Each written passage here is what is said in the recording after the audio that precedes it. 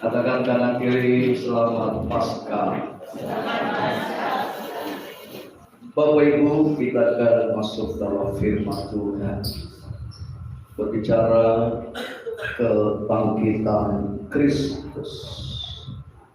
Mari kita lihat Lukas 24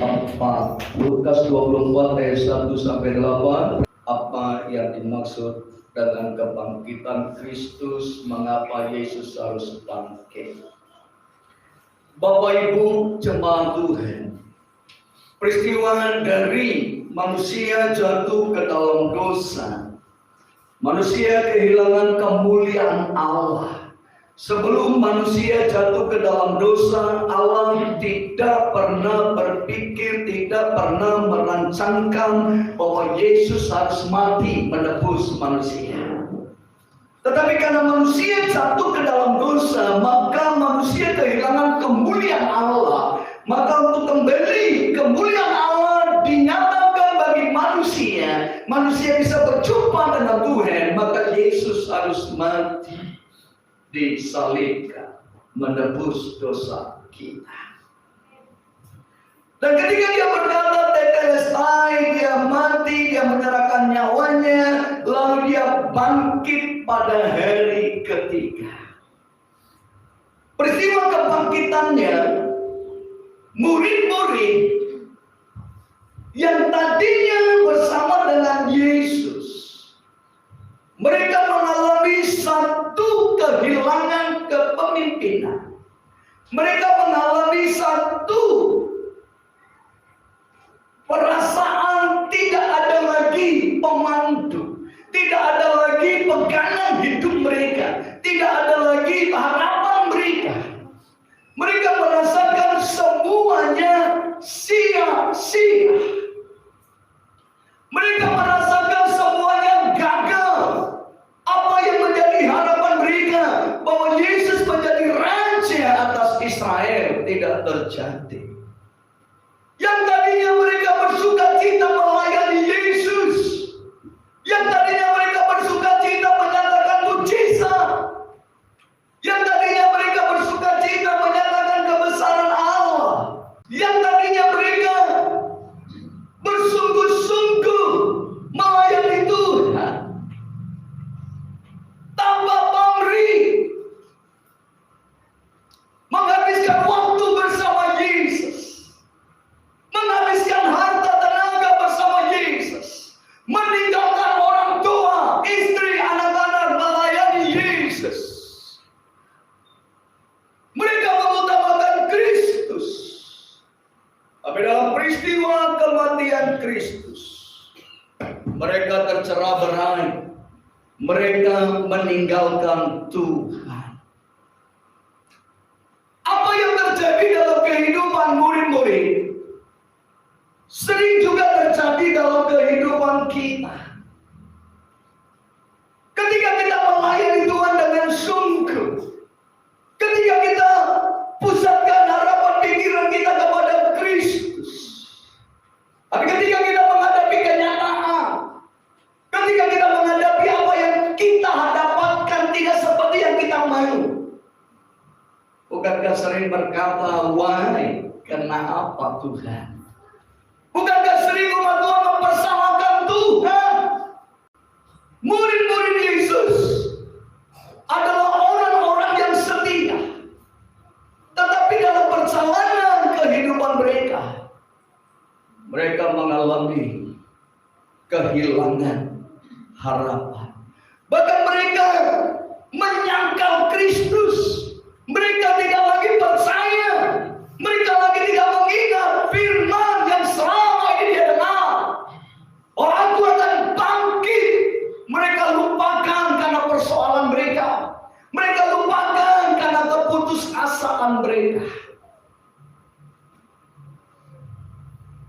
Kita akan melihat beberapa sifat, keadaan, sikap hidup murid-murid Yesus.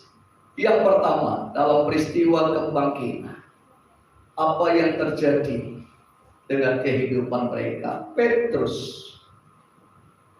saudara, Petrus murid atau rasul yang begitu cepat mengambil keputusan, yang begitu respect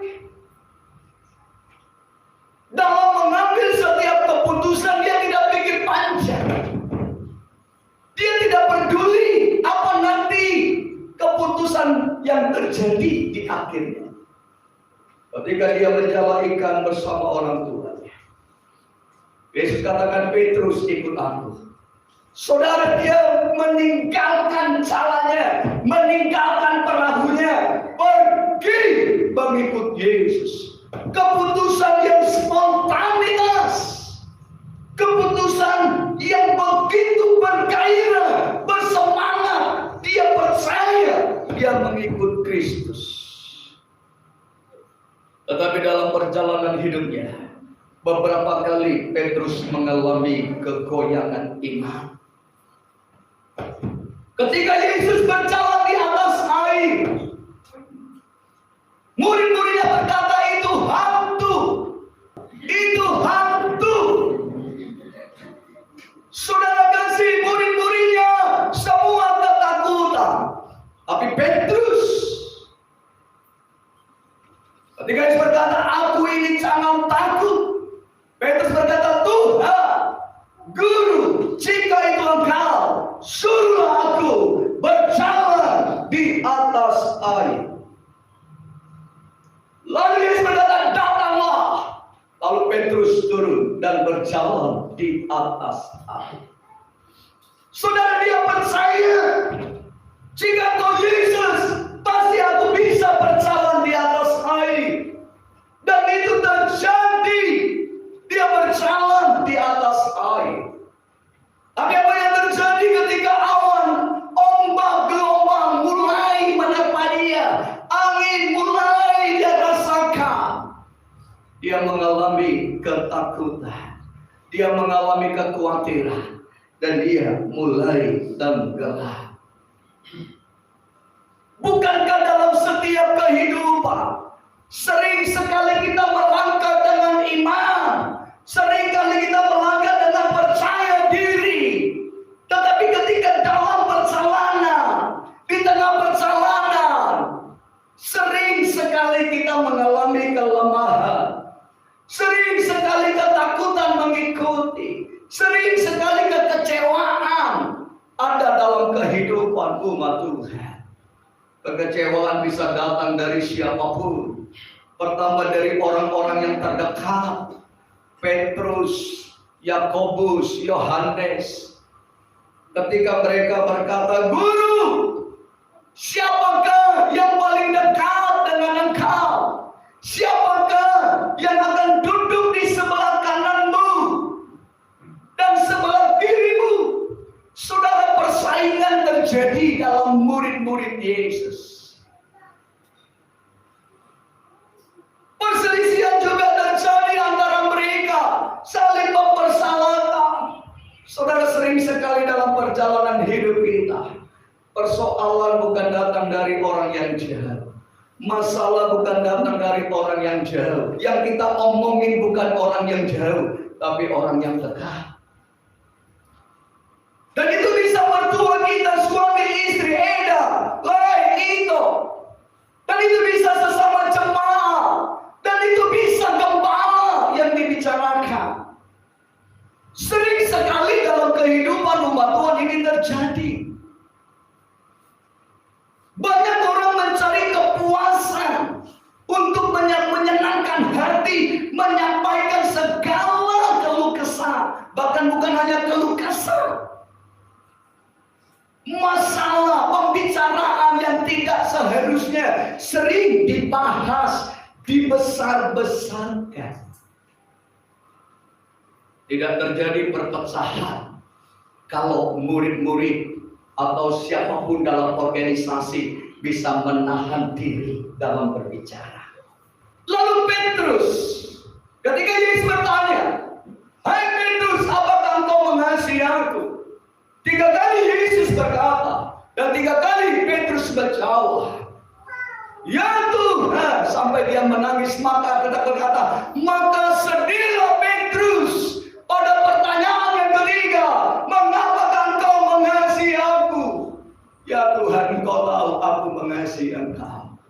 Yesus katakan, hari ini sebelum ayam berkokok, engkau telah menyangkal aku 3 kali. Bapak Ibu Saudara kasih, ini orang yang setia.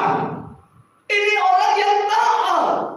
Ini orang yang mencintai Yesus. Tetapi pada ketika Yesus mengalami persoalan, banyak murid yang meninggalkan dia. Ada yang pergi ke Emmaus, ada yang kembali menangkap ikan, ada yang bersembunyi. Semua terpecah berai. Mengapa ada ketakutan? Lupa dengan dirinya. Petrus melupakan itu. 3 kali dia berkata, aku tidak kenal dia. Maaf, aku tidak mengenal dia. Yang terakhir, sumpah, aku tidak mengenal dia. Lalu ayam berkokok. Saudara, Petrus menyangka ini orang-orang yang selalu mengenal Kristus. Ini adalah murid yang luar biasa dan Tuhan pakai luar biasa. Kita tidak mengupas kelemahannya menjadi suatu bahwa dia ada murid yang tidak baik. Dia murid yang luar biasa. Dia dipakai Tuhan luar biasa. Tapi kita melihat sisi kelemahan itu untuk kita juga berjaga-jaga, untuk kita bisa tetap setia kepada Tuhan. Amin. Saudara, Petrus menangis. Petrus menyesali. Saudara, ada satu kesedihan yang luar biasa. Penyesalan yang luar biasa. Itulah Allah kita, Allah yang selalu mengampuni. Bahkan memberkati Petrus, memakai Petrus luar biasa. 1 kali khotbah 3.000 jiwa bertobat. Bayangannya lewat orang sakit sembuh. Mengapa ada pertobatan yang sungguh? Bukankah banyak di antara umat Tuhan yang menganggap pelanggaran sesuatu kebanggaan, yang tidak menyesali apa yang dia lakukan? Bahkan banyak orang, seperti saya sering katakan, senang lihat orang susah dan susah lihat orang senang. Saudara, ini sangat tidak baik. Dalam segala sesuatu yang kita ucapkan, yang kita perkatakan untuk membangun orang lain, maka Tuhan akan memberkati kita. Tetapi segala pembicaraan yang kita lakukan tidak untuk membangun orang lain, maka pasti kita akan menuai akibat pelanggaran itu. Tetapi mengapa ini sering terjadi? Dalam kehidupan keluarga, dalam kehidupan rumah Tuhan, ada keluarga A, B, C tidak cocok. A dengan B tidak cocok, B dengan C tidak cocok, tapi B dengan A cocok. Terbalik-balik sudah. A dengan B cocok, B dengan C tidak cocok, C dengan A cocok. Pada saat A dengan C berbicara, C sampaikan kepada B, B sampaikan pada A, jangan bilang-bilang ya, ini cuma untuk kamu. Dia bilang jangan bilang-bilang ya, ini untuk kamu. Semua udah dia bilang. Saudara kekasih, keluarga akan kuat pada saat keluarga saling mengampuni, saling melupakan, saling mengasihi. Orang tidak bisa berkata bahwa seperti Petrus ketika itu dia mengasihi Yesus. Tidak lagi. Dia mengalami kejatuhan iman, menyangkal Yesus. Apa yang Petrus alami itu kesedihan yang luar biasa. Itu penyesalan yang luar biasa. Dia mau menebus pelanggarannya. Saudara tahu, Petrus mati seperti apa? Dikuburkan masa tua atau martir? Petrus disalibkan. Dan Petrus berbicara kepada Al-Ghujur yang mau menyalibkan dia. Dia minta, saya jangan disalibkan seperti Yesus. Saya tidak layak disalibkan seperti Yesus. Biarlah saya disalibkan, kepala di bawah, kaki di atas. Dia disalibkan terkali. Itu menggambarkan bahwa dia benar-benar menghargai, menghormati Kristus.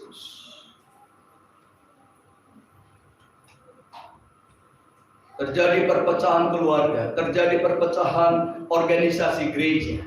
Karena banyak di antara mereka yang tidak mau menyimpan semuanya dalam hati. Ketika Maria mendapatkan para gembala, bersorak-sorai, bersukacita, mereka bertemu malaikat. Malaikat berkata, hari ini telah lahir bagimu juru selamat. Ketika disampaikan kepada Maria, Alkitab berkata, maka Maria menyimpan semua itu di dalam hati. Saudara, orang yang menyimpan di dalam hati tidak keluar kepada orang lain. Apapun, mungkin kelemahan orang lain, mungkin kesalahan orang lain, mungkin kekurangan orang lain, simpan dalam hati. Tidak dilempar kepada orang lain supaya orang lain tahu, supaya mereka menilai seseorang itu jelek buruk. Apa untungnya bagi kita? Kembali saya katakan apa yang terjadi pada Petrus. Penyesalan yang dia buat, saudara, dia benar-benar menyesalinya dan dia kembali kepada Tuhan. Itulah harapan setiap kita. Baik keluarga pribadi ketika menemukan orang-orang yang tidak suka dengan kita, ketika menemukan orang-orang yang membicarakan kita, kita tidak menyimpan dendam itu. Kita tidak mendoakan supaya dia tidak diberkati, tapi kita terus berdoa supaya dia diberkati. Petrus berbalik dan menyesalinya. Ini harus menjadi tujuan setiap kita. Siapapun kita harus menanggalkan segala sesuatu yang tidak baik. Bukan hanya dosa, perzinahan, percabulan, membunuh, mencuri itu yang dianggap lebih dari dosa membicarakan, menambah-nambahi, mengomongi, menghumbar. Itu pun dosa. Bagaimana seorang suami bisa mengampuni? Bagaimana seorang istri bisa menerima apa adanya? Itu adalah keputusan kita. Petrus menyesalinya dan dia bertobat dan dia Tuhan pakai luar biasa. Kita lihat yang kedua, Thomas. Siapa Thomas yang disebut Didimus? Saudara, dia adalah orang juga yang taat bersama Kristus. Tapi ketika peristiwa kebangkitan Kristus, Thomas murid-murid yang berkata, Thomas, kami telah melihat Yesus. Thomas berkata, sebelum aku menusukkan tanganku ke lubang jari yang kena paku ini, aku tidak akan percaya dia itu Yesus telah bangkit. Saudara, sering sekali kita menggunakan logika untuk memastikan sesuatu. Saudara, keimanan kita dengan Tuhan tidak bisa diterima dengan hanya logika.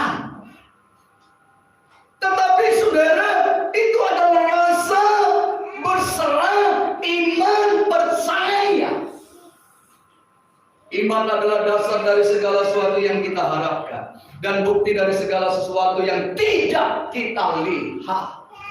Didimus, Simon, dia tidak percaya sebelum mencelupkan tangannya. Thomas, Didimus, saudara, mari kita harus percaya sepenuhnya. Tidak ada sesuatu apapun perkataan kita yang tidak kita pertanggungjawabkan pada meja penghakiman. Itu bukan perkataan kotor saja, Tapi perkataan, mulut dolak-dalik, perkataan menceritakan kelemahan sesama, kelemahan keluarga, kelemahan pelayanan, itu pun harus dipertanggungjawabkan. Karena untuk mencari yang sempurna, enggak ada. Tapi mari kita saling menutupi, saling mengampuni, saling mengingatkan, saling menasehati. Yang terakhir, saya bawa berbicara tentang Yudas Iskariot. Saudara, Yudas adalah murid Yesus. Dan mungkin murid yang paling sibuk adalah Yudas Iskariot. Murid yang paling mengerti kebutuhan, mempersiapkan makan, mempersiapkan perjamuan. Ini adalah Yudas. Karena dia bendahara. Dia yang melihat kebutuhan dapur. Dia yang melihat kebutuhan pakaian. Dia yang pegang kas. Dia dekat. Tetapi mengapa dia mengkhianati Yesus? Mengapa dia mengkhianati Yesus? Bukankah dia pilihan Yesus? Ada orang yang berkata, oh berarti Yesus bisa salah. Yesus tidak pernah salah. Oh Yesus bisa silap. Kenapa memilih orang yang tidak benar? Yesus tidak pernah silap. Tetapi keputusan ada pada Yudas. Karena itu Yesus mengingatkan, hati-hati Yudas, iblis sudah mengintip engkau. Tapi Yudas tetap ada dalam jalur itu. Dia memilih keputusannya. Meninggalkan Yesus, menyerahkan Yesus dengan ciuman. Kelihatannya begitu baik, begitu mulia. Yesus dicium, tapi dikhianati. Bukankah sering dalam kehidupan kita mungkin melihat saudara kita ada senyum-senyum dengan kita, tapi dalam hatinya kita tahu kita diomongin. Bukankah sering terjadi dalam kehidupan kita?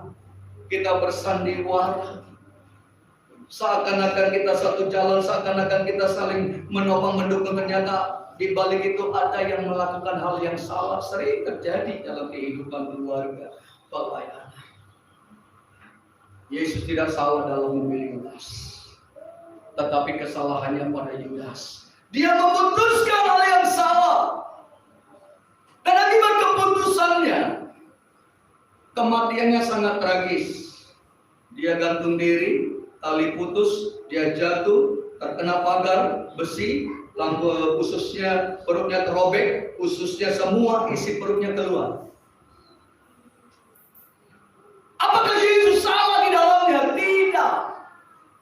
Ini membuktikan Yesus memberikan kebebasan bagi murid-muridnya untuk memutuskan apapun.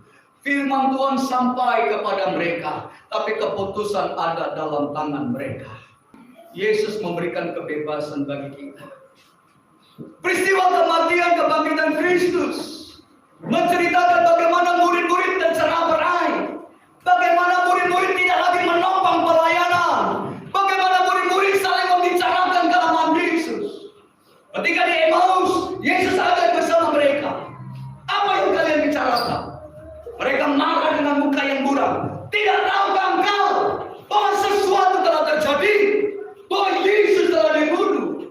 Saudara, mereka menceritakan satu kelemahan, menceritakan satu kekecewaan, padahal Yesus ada di dalamnya. Bapak Ibu jemaat Tuhan, mari kita membangun sesuatu hal yang baik. Kita membangun persekutuan yang indah. Kita menahan diri kita untuk mencuri kemuliaan Allah. Kita menahan diri kita untuk membicarakan orang lain, apalagi ada keinginan untuk memecah belah. Saya sangat sedih ketika saya mendengar hal-hal yang mengecewakan bagi saya. Tapi saya serahkan semua itu kepada Tuhan. Yang menjadi kesedihan saya, kenapa pertumbuhan iman seperti itu? Tetapi saya menyadari bahwa segala sesuatu